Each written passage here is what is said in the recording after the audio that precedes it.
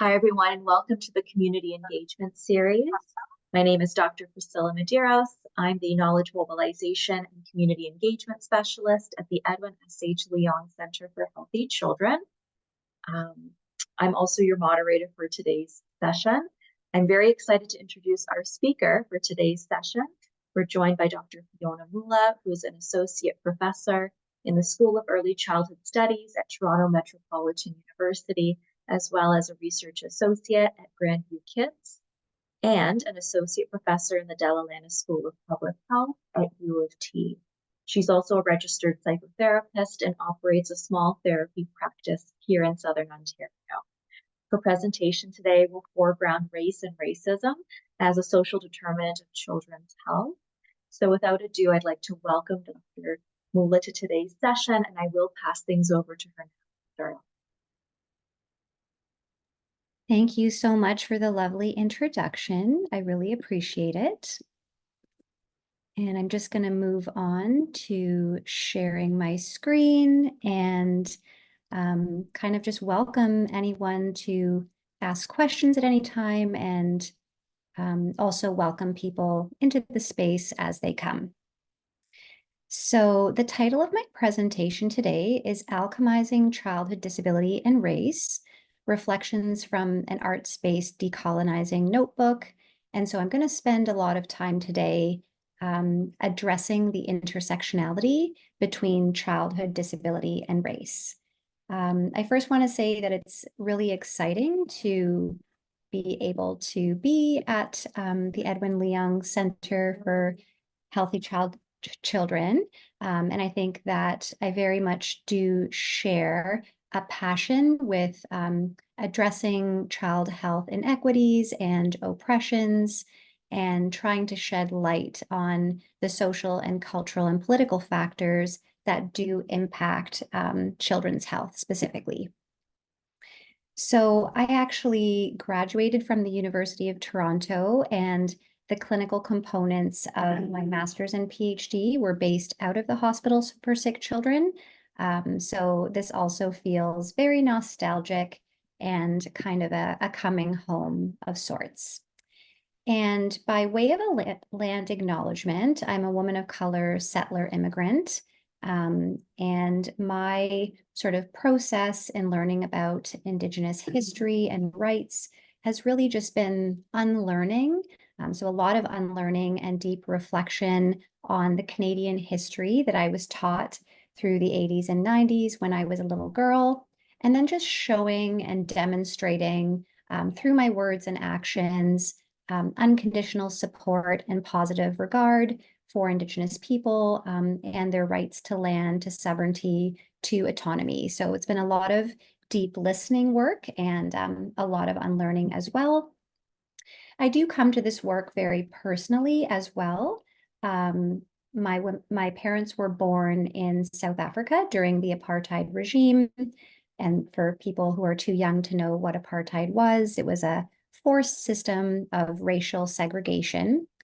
And so during apartheid, we, as brown South Africans, just didn't have access to normal rights and freedoms. So things like participating in all elements of political life through voting, attending schools that were racially integrated with other white students, engaging in leisure on the beach, or traveling freely without geographic passbooks.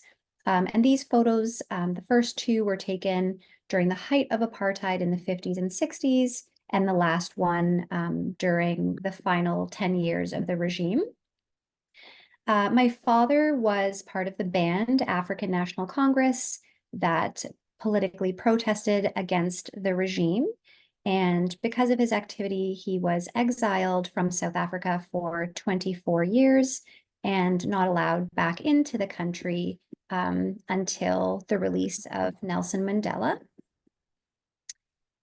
And so part of my process and lived experience has been really coming to terms with the generational impact of apartheid on descendants and reading literature like this.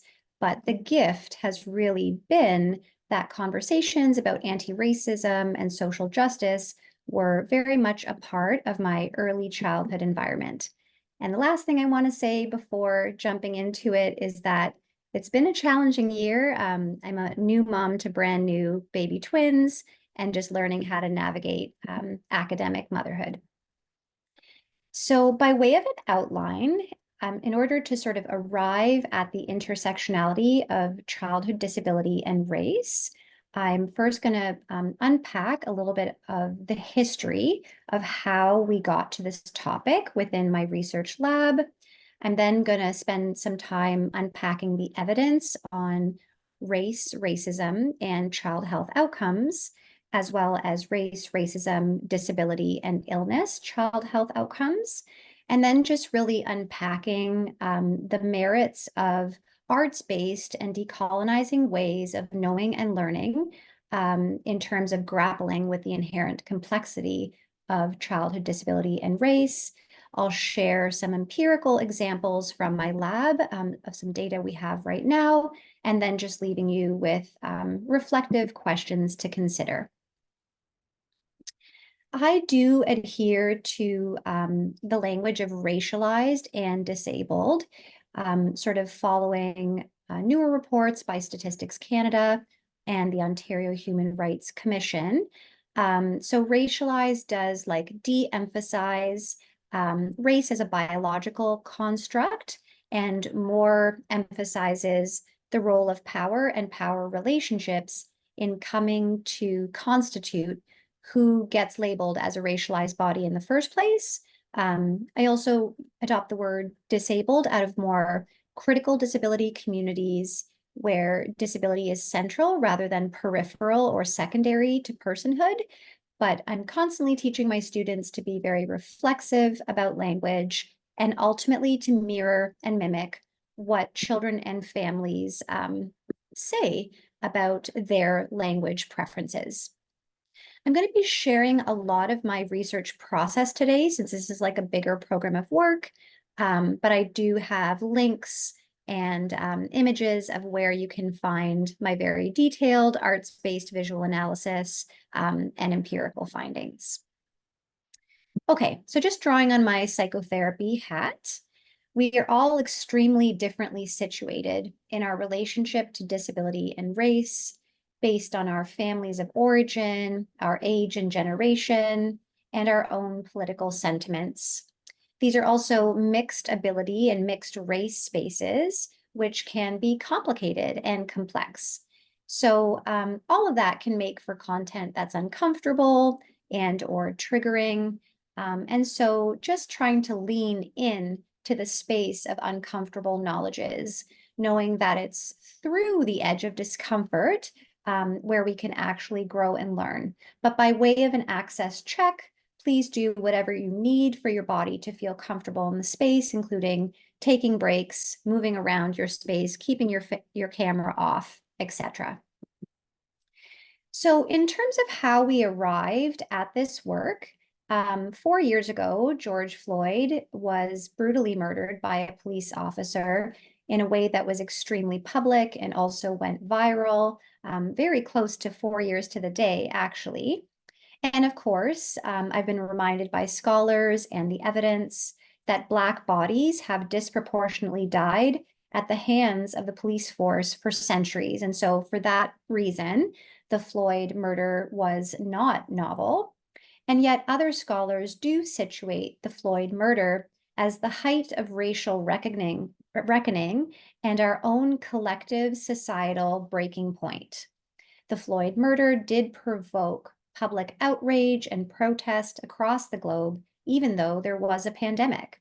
And as we were all reeling, my own little heart lab in our own corner of the world coped with our distress by turning to the evidence. And when we searched the evidence, we did find some glaring omissions, and it was pretty deeply troubling in that the literature does uphold this sort of white Eurocentric norm in mainstream childhood disability research and care. So while the Floyd murder was extremely traumatic, our own silver lining was that it sharpened and drew our awareness to a very critical research gap. As someone who's been part of the child with disability community for about 15 years, it was also just a really interesting moment historically. Almost immediately, major sort of childhood institutions and places and websites started to release statements on the relationship between racism and child health, condemning anti-racism, almost at the same time as equity, diversity, and inclusion committees were beginning to be struck up. So for a member of the child with disability community, I just think it was a really crucial moment in which never before had I seen such an intentional focus on race.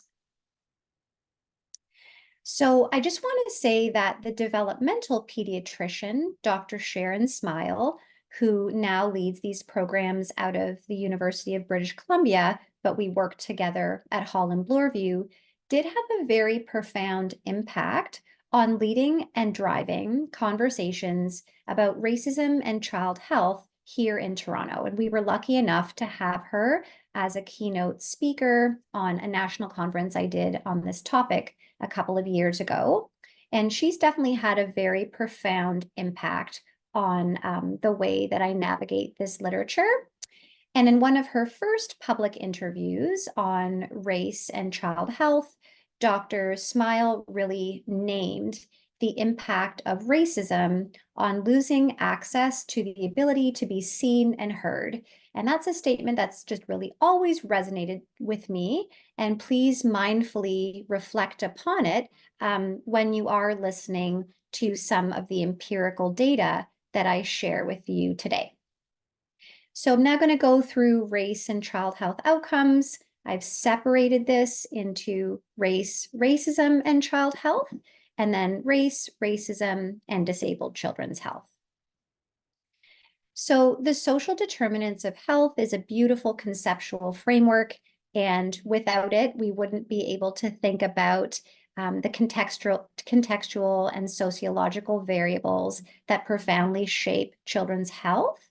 But all theories need to be critiqued, and certainly critics have kind of drawn attention to the fact that the social determinants of health has been extremely focused upon neighborhood factors and income as drivers of health, which with some scholars suggesting that race and racism have been blatantly neglected, if not completely ignored, in contemporary understandings of the social determinants of health. And so one of the calls and pleas that I have for all of you today after the presentation is to take race and racism with us when we are considering social, political, and cultural factors that damage children's health. So the limited evidence does suggest that there's major race-based data silences. So we have not collected a lot of race-based data, which is extremely problematic. In adult health, disease, and illness, this is definitely starting to happen more. If we consider, for example, a focus on Black maternal health and Black maternal death during labor and delivery. But without this data in child health, we don't know who we're serving, we don't know who is missing, and we don't know the particular inequities or health-related oppressions that they could be facing. So part of the current call in the scholarship right now on child health and EDI committees is really to find and evolve safe, ethical, and comfortable and anonymous ways of enabling the safe collection and retention of race-based data. So if we ask, how does race and racism damage child health? Race and racism damage child health by exposing children to a series of adverse and cumulative toxic experiences over time. So there's a lot of evidence on the impact of racism in the development of chronic stress and inflammation that establishes a physiological chronic stress response. I think the racism and chronic stress evidence is definitely one of the most published and longest lines of evidence, and that it's been documented for several decades. So specifically, racism causes chronic stress, which has hormonal implications for cortisol release and the development of chronic inflammation. And newer studies, interestingly, have also found that even microaggressions, so subtle and covert racisms, can also lead toward burnout and exhaustion for racialized people and racialized children. And what has been termed vicarious racism, it's important to be aware that racism does not have to be direct and intentional in order to have a very toxic impact on children and youth. New studies show that witnessing vicarious racism, or children witnessing the racism that's directed at their parents, who, for example, maybe don't speak English as a first language, can be damaging and lead to poor mental health outcomes for children and youth. And so the direct and intentional impact of racism on children needs to be addressed, but so does the indirect and secondary process by which it operates. There's definitely a strong line of published evidence on the relationship between race, racism, and poor child mental health outcomes. Specifically, children exposed to racism are more likely to experience anxiety, depression, and low self-worth. And so when we think about like self-esteem building curriculum, for instance, in schools, it's absolutely critical that such curriculum include racialized children and the impact of racism on mental health. So intergenerational trauma was a term first posed after the Holocaust, so actually in the 1950s, in which the children of Holocaust survivors began to demonstrate symptoms of PTSD. So there's also evidence to suggest that racialized children continue to feel and experience intergenerational racisms that are passed through families. So now moving to race, racism, disability, and illness in children. This research is more scant, but nevertheless incredibly important. So studies have consistently documented that there are major diagnostic delays among racialized children. Specifically, it takes 3 times as long to diagnose a Black child with autism in comparison to a white child with autism. And these critical delays also lag access to early intervention services that can have a profound impact on that child's overall prognosis and sort of health-related outlook. So deeply problematic. From the field of education, if we just look to education for a moment, there's a clear educational inequity around the disproportionate clustering of racialized children being labeled as special needs and placed in separate classrooms. So it's quite a strong like racialization of disability and spatialization of disability as well. There's some evidence to suggest that racialized children and families often experience or feel that they experience racism in the healthcare system and culturally unsafe care that doesn't necessarily accord with their views of illness and disability or their cultural values and belief systems. And then particular illnesses disproportionately impact racialized children. And this has been very well documented for a number of decades, although more of it is based out of the United States, where social factors like poverty, racism, lack of access to healthcare are thought to play a major role in the development of these major illness disparities. So these are asthma, prematurity, and neonatal death. I'm spending a considerable amount of time this spring and summer researching prematurity and neonatal death in racialized communities, type 1 diabetes, as well as poor surgical outcomes. As a qualitative methodologist, I'm interested in numerous sources of evidence including evidence from scholarship. And so lived experience is one of those. So at the Listening to the Margins Conference on Childhood Disability and Race, Black feminist scholar Dr. Janelle Brady, who's one of my colleagues in early childhood, spoke candidly about the long history of ignoring and disavowing Black pain in healthcare spaces due to the false belief that the Black body is somehow invincible to pain, a construction that dates back to slavery.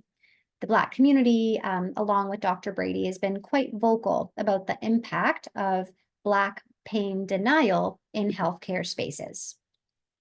So given all of that evidence, I now want to spend just a few moments explaining why these two methodologies on the margins, so arts-based research and decolonizing research, might be kind of ideally equipped and prepared to help us grapple with the inherent complexity of childhood disability and race. And when I think back on my early days as a qualitative researcher between like 2004 and 2009, qualitative research was very poorly understood. And I had to spend a lot of time kind of justifying the approach and why listening and engaging with patients was important.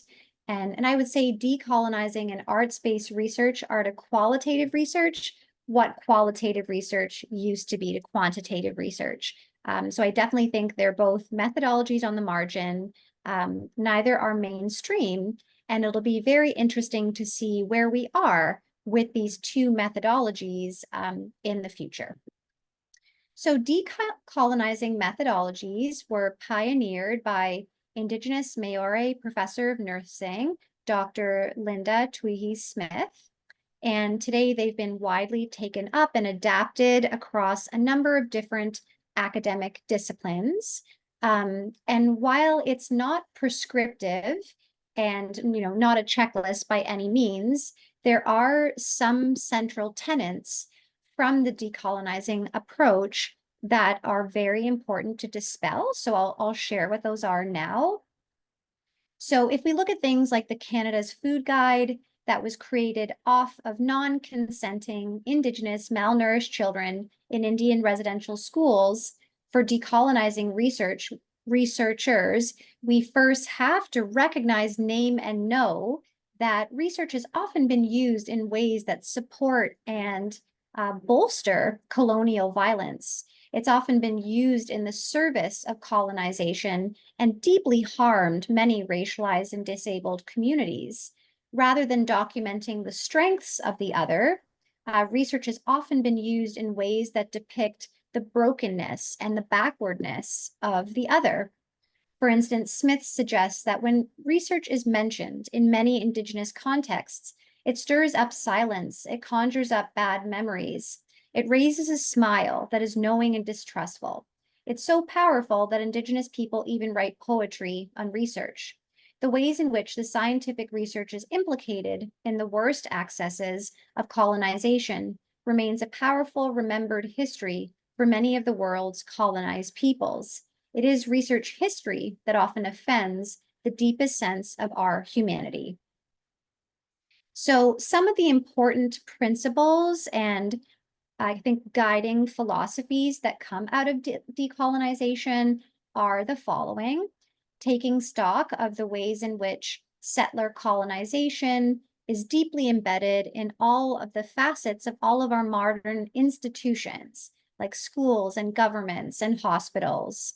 Acknowledging that colonization shapes how we know and what we know, while also serving to suppress and marginalize other epistemologies and ways of knowing. It very actively and intentionally decenters whiteness and Eurocentricity from the research agenda so we can pay more attention to the margins. And it's very critical of helicopter traveler research relationships that are more in and out of communities and can be particularly harmful because they're transient relationships, and instead really advocates for long-term sustainable research partnerships with communities. So there's many other things I'd be happy to talk about in the Q&A, but for anyone who's trying to do decolonization correctly or in a tidy manner, I think it's very important to remember the words of Black psychoanalyst and anti-racist scholar Frantz Fanon, that decolonization is a lifetime process of complete disorder. So it is neither neat nor tidy. My work has also been heavily informed by the late Black feminist Bell Hooks. Hooks believed that certain bodies in contemporary society are revered and allowed to take up space, and others occupy the periphery and the margin. The margin can be a place of pain and oppression, of course, but it can also be a place of radical possibility, transformation, and change, where it's possible to generate counter narratives about ableism and about racism. So for this reason, I really try to illuminate perspectives of childhood disability that do live on the margins of mainstream social life. And my work's also been heavily impacted by the Black writer Essie Edyayan, who has a notion of stories in the shadows. She suggests that there's been a tendency to focus and illuminate stories in the light, but it's also important to start to illuminate shadow stories that do occur on the margin and periphery of mainstream social life. So for people that are interested in theory, I would suggest that there's two theoretical approaches that are kind of lovely complements to decolonization. The first is by Palestinian scholar Edward Said. Said suggested that the Occident or the West symbolically renders the Orient or the East through a powerful systems of signs, symbols, and stereotypes. So for that reason, the Orient or the East is often constructed as archaic and backward. And in this way, the East often lives in the imagination of the West. And then, of course, critical race theory, which I'm sure many of you have heard about because it's on the news quite often, but developed by racialized scholars in the United States that were just very dissatisfied with contemporary racial dialogues and suggest that racism is an indestructible system that bleeds into the institutions of everyday life. So my research is also deeply embedded within the arts-based research tradition, or ABR. So this is a newer qualitative approach that arose in the 1990s and refers to the production and dissemination of knowledge through the arts. Whereas the arts and sciences were relatively equally celebrated a few hundred years ago, and I'd be very happy to point you to some recent publications that do kind of chronicle that art history. There's been a long history of marginalizing and suppressing the arts with the rise of positivism and biomedicalization. So arts-based research is also a call to the academy to reinsert arts-based ways of knowing and understanding into our contemporary knowledge economy. And arts-based researchers today are like a big community of academics, healthcare providers, and also artists.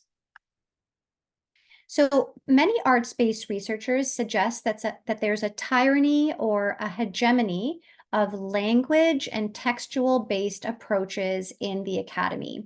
And these language-based approaches, which are part of the rise of positivism and biomedicalization, are neither comfortable nor inclusive for many communities, such as non-speaking communities with disability, or communities where English is not necessarily the first language. So in that way, ABR can offer a bit more of an inclusive way of communicating. So, arts-based research is also a deeply embodied and emotional methodology as well, which could sound a little funny. So I want to begin with Merleau-Ponty, one of the leading phenomenologists, who suggested that the perceiving mind is also an incarcerated mind, or more body-based healthcare providers who suggest that the clinical losses we suffer through our continued and relentless concentration on the mental and psychial have been immense, from work with infants and children through the horrors of mass traumatic experience to encroaching losses at the end of life. We clinicians are learning anew that we must live, learn, and work through our bodies to reach out and engage in healing relationships. So also, if we look back on the history of Euro-Western philosophy, and particularly the history of scholar René Descartes, there has been the notion that the mind and body are separate entities. And scholars suggest that this has spurred a long history, several hundred years history, of privileging the mind over the body, where the mind is thought to be ascendant, while also ignoring the body. But arts-based research is very much a call to reinsert the body and emotions as valuable and important sources of insight and learning in our modern knowledge economy. And so, like other body-based methodologies like phenomenology, arts-based research really values that. And when we are dealing with deeply embodied experiences, like you'll see through our empirical data about racism and ableism, we do need more visceral and emotion-focused methodologies for sure. Hey, what's up, I'm Matthew, and the title of my piece is Closer. My younger brother has autism, and growing up, I had the fortune of being able to learn a little bit more about how that works for people, especially what it's kind of like for my younger brother and his family to experience the world. Something that we kind of relate to and everything is realizing that it's a little bit easier to be in your head sometimes than functioning out in the real world with like other people and stuff. And in this piece, I'm sitting in that a little bit.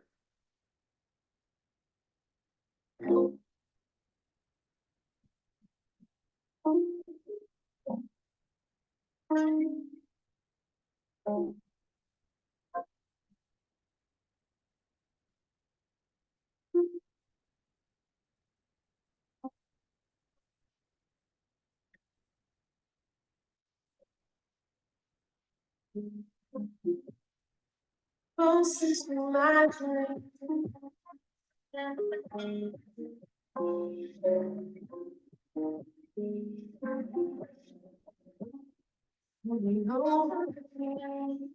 I'm getting high.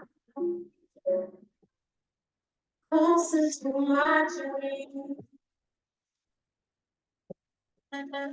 I'm getting higher, higher. Feeling in my sleep. Sometimes it feels like I'll never go back to you. Sorry about that. I hit play before I explained the video. So that was from my Childhood Disability and Race Conference, and one sibling's journey of what it's like to be the brother of someone with autism. So I'm now going to reflect on two qualitative methods out of the arts-based and decolonizing research tradition, that of poetry and portraits. And I just want to mention that these are kind of used across a number of my decolonizing studies that I've had over the past 4 years. And I'd be happy to answer any questions about any specific study in the Q&A. So historically, portraits were commissioned by extremely wealthy patrons to make images of extremely prominent people in society. Most often, these people were extremely esteemed, valued, and wealthy. Disabled and racialized people rarely ever featured in portraits from a Euro-Western art history perspective. And if they did, as seen in some of our most recent publications I'd be happy to share, it was most often done so in ways that were deeply derogatory and demeaning. So racialized and disabled people have most often been in front of the paintbrush as objects rather than behind the paintbrush as subjects and agents. Contemporary portraiture then can be both provocative and subversive in that it reverses traditional power imbalances, allowing disabled and racialized people to be agents rather than objects, and also allowing for mockery and subversion of traditional portraiture as well. So this work is entitled The Absence of Feeling.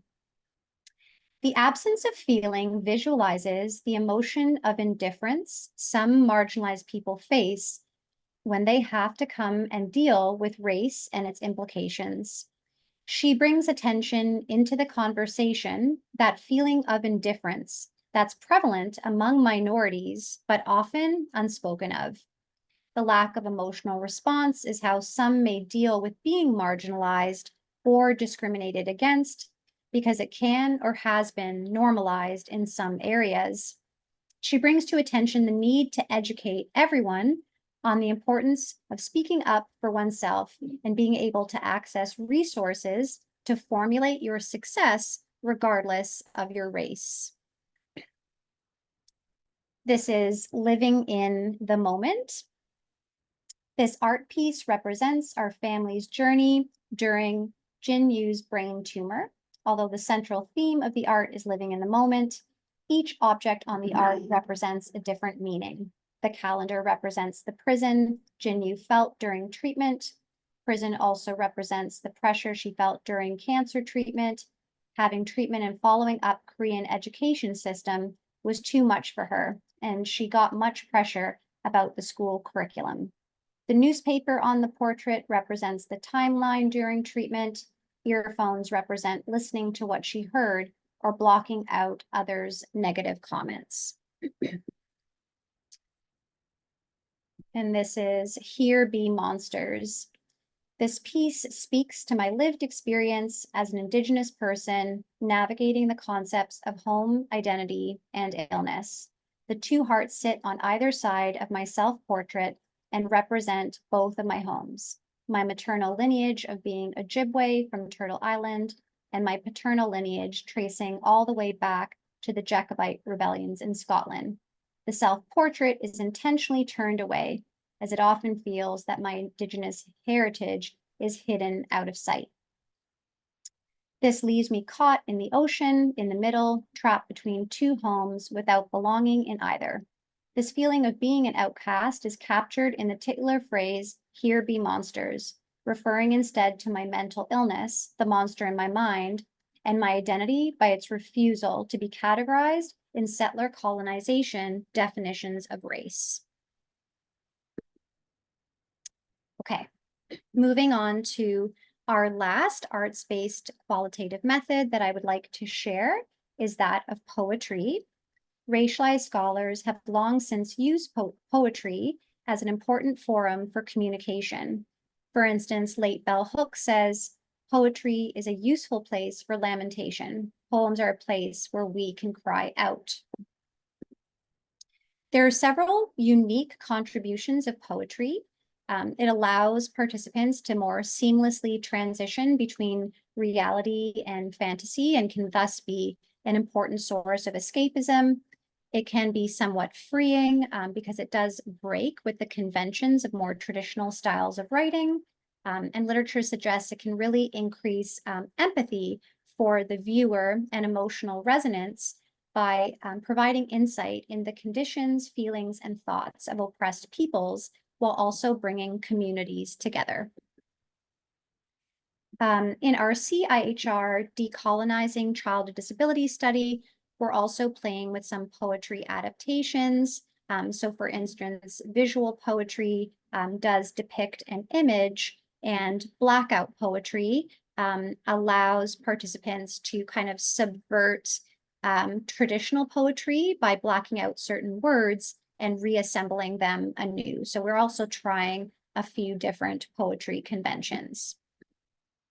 Okay, so I'm going to share two poems by racialized parents of disabled children that are navigating the Canadian healthcare system. One of the poets really wanted to use her name. So this is Tina, and her poem is called Real. So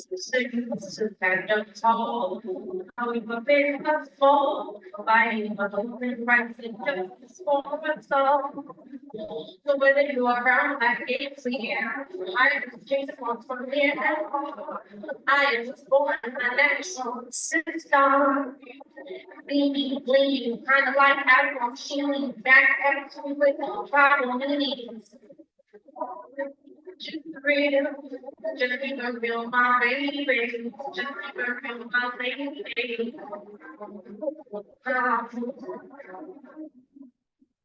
And as I feel it just inject in my mind, I can find something with the rhyme.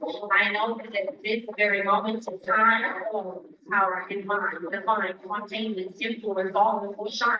I know it's easy as being heard, but do you understand the meaning of my words? From the look of my eyes, the body language that I speak, my up with my down, this am I free. I'm not even a woman, it's rather complicated. Some of them they love me into, others I am hated. They keep getting faded and faded and faded and faded. And keep going, they keep dreaming and sweet. But when you're dreaming, you're really not asleep now. When you dream, you're really not asleep. You're really not asleep.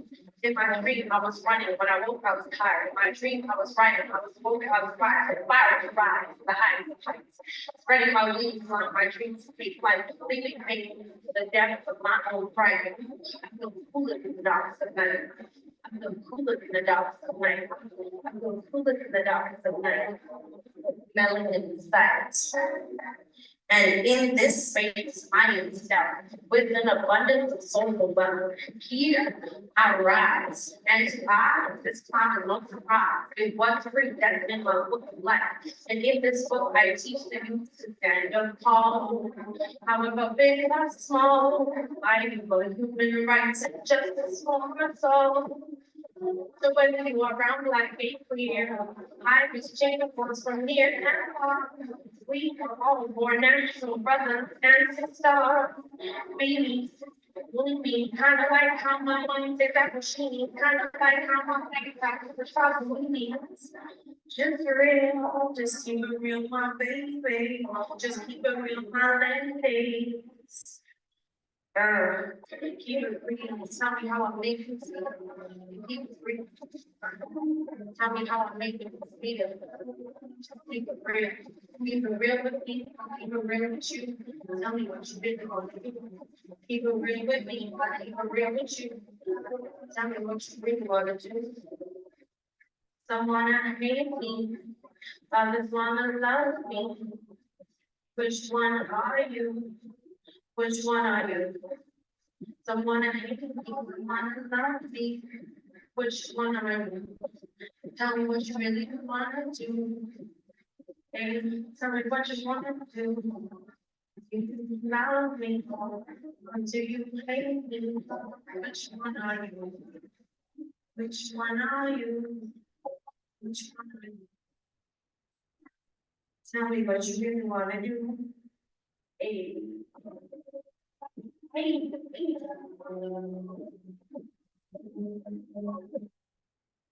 Okay,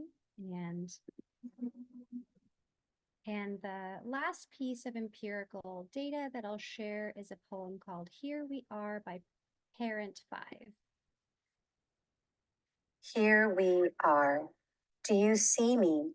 Do you hear me? Do you know me? It's my life that you're messing with. It's my child that you're holding. We're more than just a name, more than just a number. We never wanted this, but here we are. Please take care of me. Please take care of my child. Hold our hands with respect, with dignity. It hasn't been easy throughout this long journey. Sometimes we get tired. Sometimes we are disappointed. We never wanted this, but here we are. Together we go through life, us against the world. It'll be okay. dear child. It'll be okay. Just continue to show up one day at a time. It'll get easier, I promise, when they finally see you, when they finally hear you, when they finally know you. It'll be okay, dear child. Okay, so I'm going to move now to clinical and research recommendations that stem from this decolonizing arts-based program of research. So just to really remember that race and racism are powerful social determinants of children's health. And when we consider the various social, cultural, political factors that impact children and youth, we also really need to take race and racism with us. Given the negative impact of vicarious racism on children, anti-racism efforts need to focus on children and youth, but also to focus on parents and families, given the negative vicarious impact of racism as well.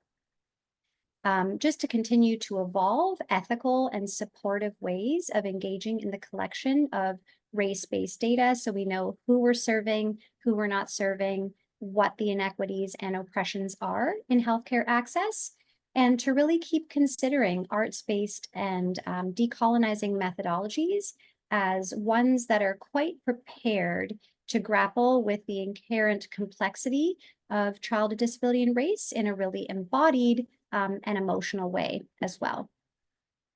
So drawing on my psychotherapist hat, before we can engage in ethical and important research with the other, we need to know and understand the self.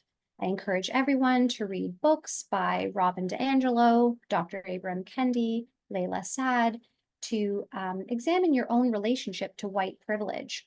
Here are some questions that came out of the Listening to the Margins conference that will allow you to sort of gently engage in that self-reflection.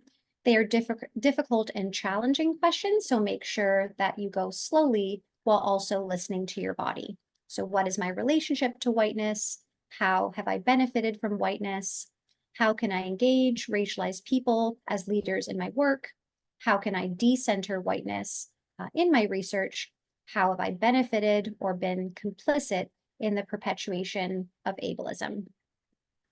We really need to use language interpretation services when engaging in decolonizing work, which does have like implications for the budget and such, but just so important to decenter the English language as the dominant way of knowing and understanding and opening ourselves up to a polyphony of languages.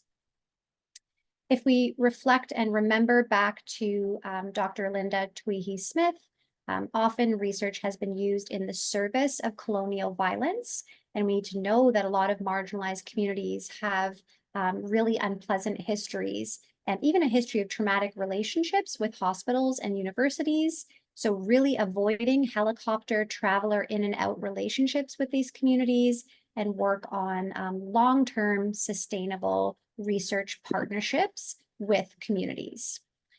And then, yeah, drawing on my own heritage as a South African woman, I'm often reminded by the words of Nelson Mandela, who recognized colonization as a long journey. We have to remember that it's neither a one-time nor discrete event or a linear path of arrival. Rather, decolonization and anti-racism is a circuitous journey that requires a lifetime of commitment, dedication, and time. Please take a look at our knowledge products. If you have a moment, you can stop by Midtown Toronto at the Holland Bloorview Kids Rehabilitation Hospital, first floor pool gallery. The Listening to the Margins art gallery is there.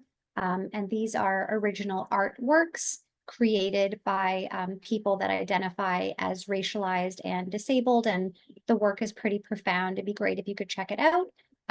Also happy to share our best practice guide on anti-racist and culturally safe pediatric care that was co-created through key community members at our Listening to the Margins conference. And we're trying very hard to make sure we disseminate this as widely as possible. if you have an interest in more detailed visual analysis and really empirical findings, as I shared more of the raw data today, I just want to direct you to these two publications where you can find that.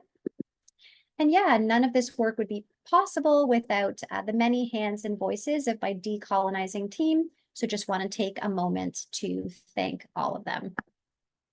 And especially to my participants for allowing us to bear witness to their very complex stories, art, and words on disability and race, and to funders who have supported this work over the course of the last 4 years. You can mainly find me at my Toronto MU or on LinkedIn. My door is always open. Don't hesitate to ask any questions, and thanks for your time. Thank you so much, Dr. Moola, for an excellent presentation.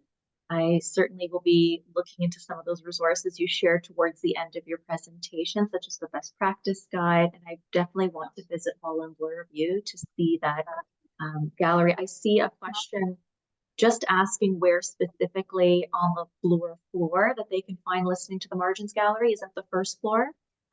Yes, exactly. So the hospital is located in Midtown Toronto at Kilgore and Bayview.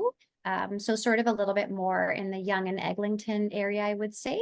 And then, yeah, you can just walk in. It's first floor, the pool hall gallery space where you can find it. Perfect. Well, with the time we have left together, I certainly want to give Yes. everyone the opportunity to ask any questions that they may have about your work, today's presentation, and the like. So please feel free to raise your virtual hands or to write your questions in the chat. I certainly will keep an eye on that space and bring any questions forward to Dr. Moola. Just to get things started, I certainly have a question for you as others may be percolating some questions in the back of their minds. As a qualitative researcher, I'm always interested in learning more about the process, especially from an arts-based lens. So I'm curious how you specifically go about analyzing visual data and the degree to which those involved in research with lived and living experience partake in that experience. Yeah, thank you so much for that question. And by way of a little bit of context, I also feel that arts-based researchers in the academy are most worried and anxious about this step because it's pretty critical to disseminating the work through publication.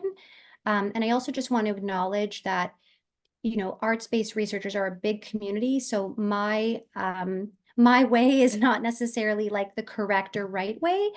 So what we do is when we collect a piece of arts-based research, we also make sure to give our participants an opportunity to interpret their work for us. We will audio tape that, also have a written transcript of that if it's possible. So we're not kind of engaging in too many interpretive errors. So we'll ask them about their use of color and shape and form and make sure that we carefully document and record their interpretation process. And then we also do our own visual analysis. So I think the best approach that I've met so far is Jillian Rose's visual analysis, which is kind of out of cultural geography.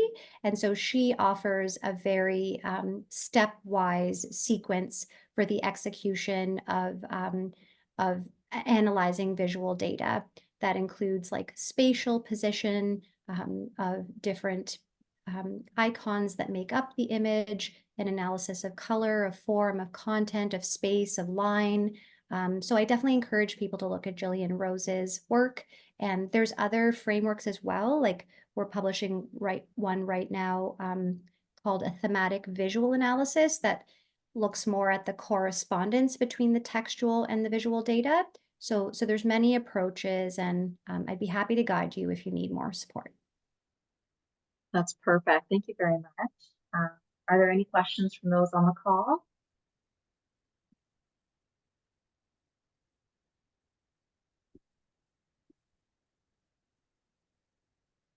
Perhaps another question I could pose while others may be thinking this. It's one that I've had since we started planning this session, was around the challenges of being an arts-based researcher, if you could speak to that.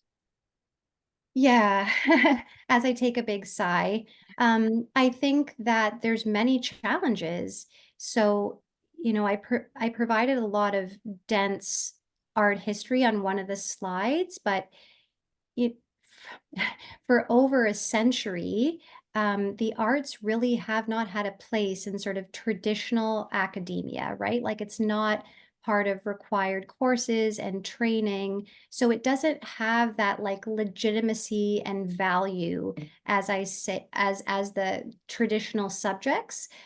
So that's very difficult to navigate, making sure that we provide evidence-based rationales for why engaging in visual data is actually important, sort of the health benefits of looking at it in a hospital space, some of the benefits in terms of generating embodied and emotional responses to difficult topics like ableism and racism. So I think that's the biggest challenge, is just worry and anxiety about whether the work will be valued and appreciated to the same extent as it will be some of the other more traditional subjects. And arts-based research as well, it doesn't just disseminate through publications. So exhibitioning is a huge component of the dissemination of arts-based research, and some granting agencies like SSHRC will engage with you if you've had an art exhibition, but for other granting bodies, that's not necessarily valued or appreciated.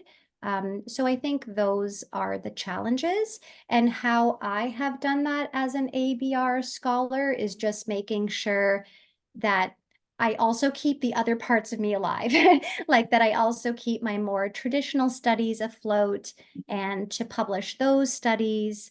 And actually, there's some research to suggest that other arts-based researchers do the same thing, like sort of maintain a diverse research portfolio rather than all eggs in one basket. But it's hard. Yeah, definitely not easy. Absolutely. Well, I'm cognizant of time. Again, I'd like to thank Dr. Moola for joining us today and participating in the Community Engagement Series event. Certainly some incredible arts-based work that you're leading, and we certainly will continue to keep an eye on the work that you are doing for those who are interested again and may not have the ability to, pose a question in the moment. Please feel free to reach out to her via email. I'd like to thank those on the call as well for joining us today. This is our final community engagement series before we take a summer break.